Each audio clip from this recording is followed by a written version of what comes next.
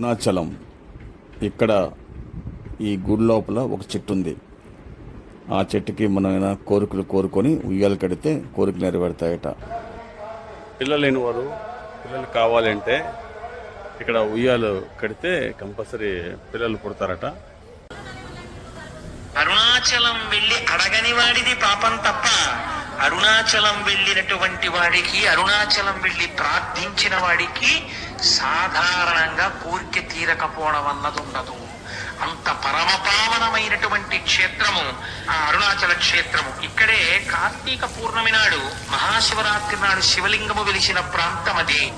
అరుణాచలం వెళ్ళి అడగని వాడిది పాపం తప్ప, అరుణాచలం వెళ్ళినటువంటి వాడికి, అరుణాచలం వెళ్ళి ప్రార్థించిన వాడికి సాధారణంగా కోరిక తీరకపోవడం అన్నది ఉండదు. అంత పరమపావనమైనటువంటి క్షేత్రము ఆ అరుణాచల క్షేత్రం.